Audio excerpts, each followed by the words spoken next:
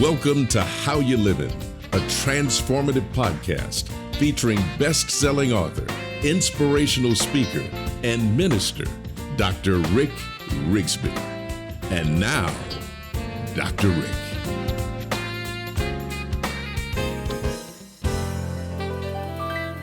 Hello, everyone. Thank you so much for joining us today. And if you are joining us, you picked the best day. I am in the studio with one of my closest friends in all the world, Dwight Edwards. Dwight, it's so great to see you, brother. Rick, great being with you. Close your ears up, Dwight, because I know you hate praise, but I have to introduce you. Dwight is a former tennis pro, played in the 1970s on the circuit. He's a best-selling author. He's a highly sought-after motivational speaker. Former pastor of the Water's Edge Community Church in the Woodlands, Texas, married to his beautiful wife, Lori. He's a direct descendant of renowned theologian and pastor Jonathan Edwards.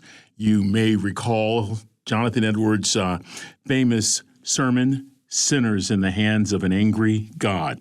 Dwight has written 6 books. A few of them are bestsellers. My favorite is Say No to Vanilla. More on the personal side.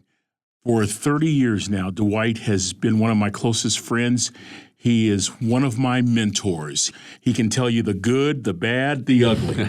The bad was probably with him by my side when my first wife, Trina, went home. It was Dwight, who I write about in my book, who told me, I don't know why Trina died, but I know God is sovereign. And I held on to that line for years. And then a couple of years later, as we celebrated marriage, Janet and I, who was it that married us? My dear friend, Dwight. So, Dwight, it's such an honor to have you here. You know how much I love you, brother. Well, it goes here the same way. I mean, what a relationship God's given us over the years. And just a thrill to be here, Rick. Love you, brother. So I love you, too. And I was listening over the weekend to the last time we were together when we had a podcast where we were talking about Say No to Vanilla. And I realized we didn't get very far. No, we didn't.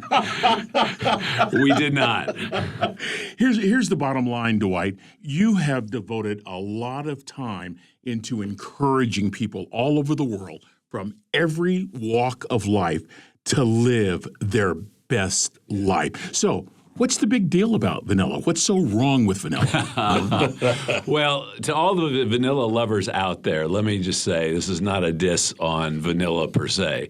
But the idea is that vanilla is completely predictable. Yeah. You're never in danger of an extreme. You're going to know exactly what you're going to get, and it's kind of a safe middle, if you will, just like way too many people's lives. And that was the idea behind it is let's say no to vanilla so we can say yes to living a life at full throttle. Yeah. And just flat going for broke. You only get one shot at this thing called life. Yeah. I mean, why in the world would we fritter it away on just mundane, run-of-the-mill, ordinary stuff? And I realize a large part of life is those things. I'm not taking that away. Yeah. But have you found something that will get you out of bed in the morning like nothing else? Have you found something that will bring a greater light to your eyes, a greater vibrancy to your voice, a greater spring to your step? Because if you haven't, it's there. It's just waiting to be discovered. Well, that's so good, Dwight. I'm going to put you on the spot, okay? What's new?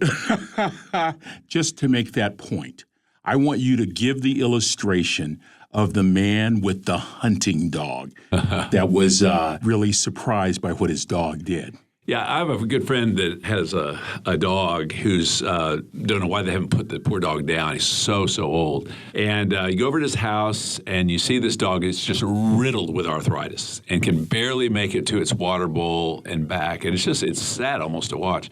But when my friend goes hunting and he takes out his shotgun and the dog hears the click of the shotgun, I wish I had a video of it. Eyes get bright, ears go up. Starts kind of moving around in ways that he doesn't otherwise. And when my friend takes him out hunting, the dog is full stretch nonstop. You would not know there's an ounce of arthritis anywhere in that dog. You just wouldn't. Come back home, put away the shotgun, and the dog returns the poor, pitiful creature it is most of the time. And the question is, well, what makes the difference? And it's very simple.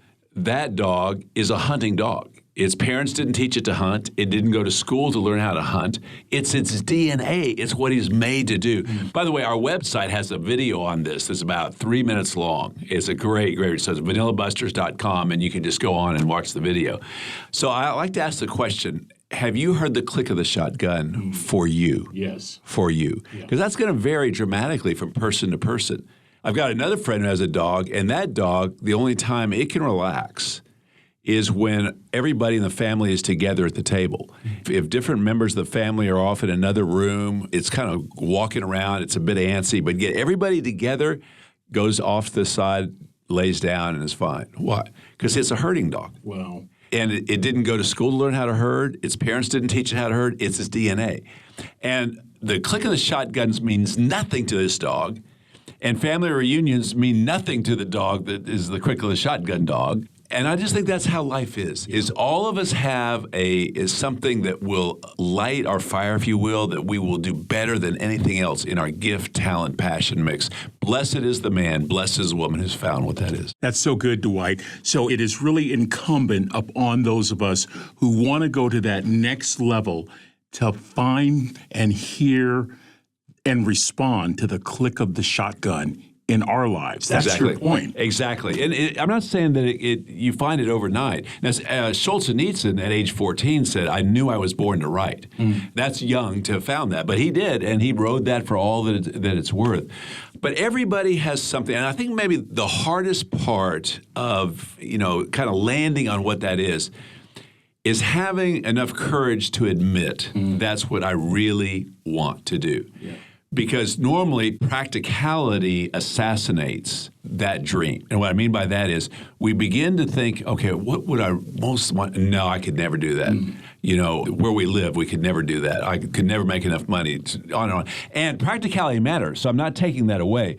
But what I'd like to tell people is temporarily stiff-arm practicality. Temporarily say, okay, no practicality here. What would get me out of bed like nothing else? What would keep me awake like nothing else? When I have spare time to read, where do I tend to go? What would people who know me best say, you would be really good at this? On and on it goes. And life is very practical. And sometimes you can't do what you'd love to do full time, but you can do it incrementally. Yeah. So a great story. I love this. There was a young man who went through law school. He was a lawyer in Mississippi. And he discovered not too long into it, he really loved to write, but he's a lawyer and he can't walk away from his job. So what he did is he went down to his office about 6 o'clock each morning and he wrote until about 9 when he went to court. And he did this for a number of years and just kept slowly pushing his dream along. And John Grisham is now pursuing his dream. He's doing what he's loved to do, but that's how it started. Sure. It's just slowly pushing the dream along. I can relate to that. Yeah. I can relate to that. You said so many things that are so good. You're really outlining the epic life. And what I love about it is it's a life that is not exclusive to rich people, to famous people. You got to have some courage. We talked earlier, a couple of months ago, you have to have passion, but we never talked about courage or creativity or diligence or perseverance. Pick it up from there. Well, my idea in writing Say No to Vanilla, it came first off of the book Good to Great. Good to Great. Yeah, and where he takes 1,000 companies and says, okay, this is what these 10 do better than anybody else. Well, I thought, let's do that with individual human lives throughout history. Yeah. And so what I did is just over the years of examining lives and so forth, came up with 5, what I think are the 5 common threads of an uncommon life. So the first one was passion that we talked about. Yeah. Is you found that extraordinary dream. You found what you're made to do. Right. Nothing great is ever accomplished without passion. Come on. You can be good, but you cannot be great. Come on, brother. Without passion. Secondly, there was creativity. It's a willingness to think outside the box. Although it also means respecting the box. So there's an important balance there. Sometimes when something's in the box, there's a good reason for it.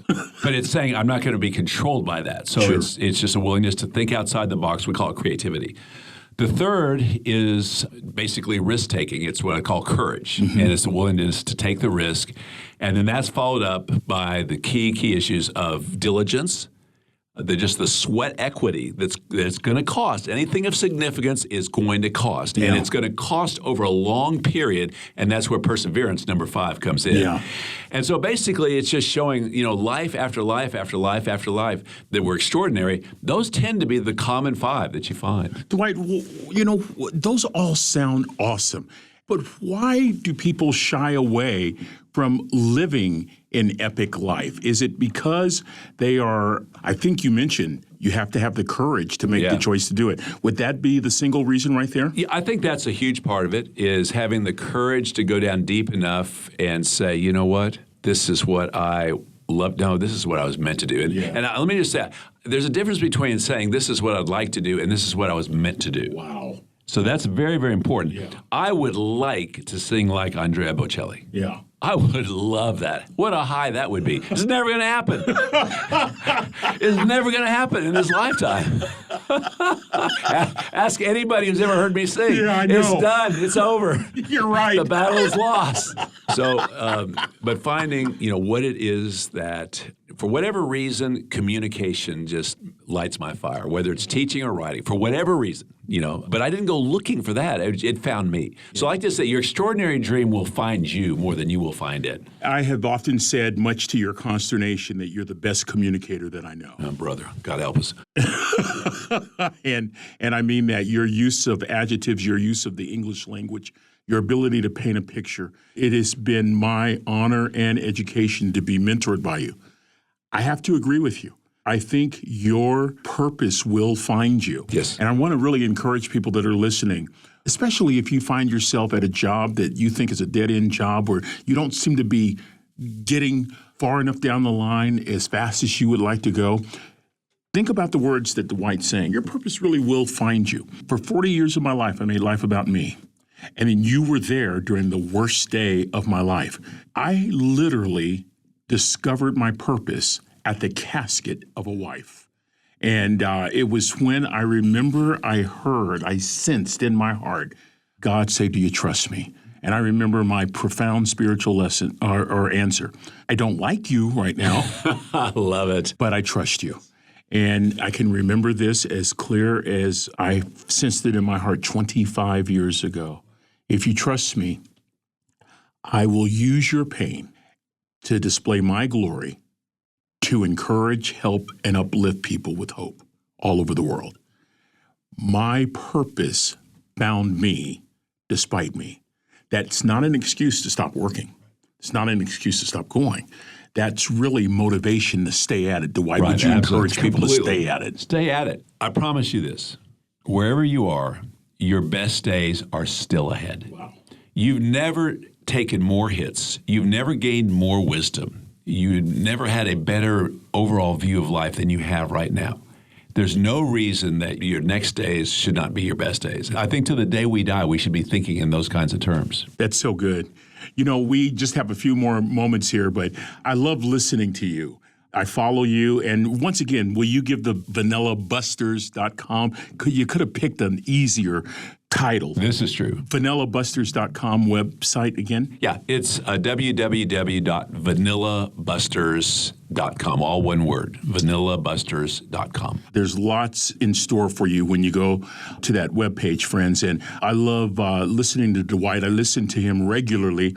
And you tell the story of this young man that has an opportunity to have a career in law. But the point is so profound because it really does build the house on the foundation, I think, of your best life. And it's really critical that people really do have this purpose in mind. Would you tell the story? Sure. So William Gladstone was the Prime Minister of England 5 times and also a very committed Christian. And at one point, a family friend said, my son's about to graduate from college. He's trying to figure out kind of what he wants to do in life. Would you be willing to spend some time talking with him? Gladstone said, certainly, I'd be glad to. So they set up a time, and the young man comes in the office and sits down, and, they begin to start talking. And so Gladstone asked him the question. He said, well, tell me what you're doing. He said, well, I'm in college. I'm just about to graduate. He said, great. What are you going to do after that? He said, well, I'm going to try to go to law school. I'd like to go and get my degree in law. And Gladstone said, I think that's fantastic. And so what do you want to do after that? He said, well, I guess after I get my law degree, then I'll go out and practice law and be the best lawyer I can possibly be. And Gladstone said, man, that's fantastic. And then what are you going to do after that? And he says, well, I really haven't told anybody this, but I was thinking about maybe when my law career is over, going into politics, and maybe one day somehow doing as much good for England as you have done, sir.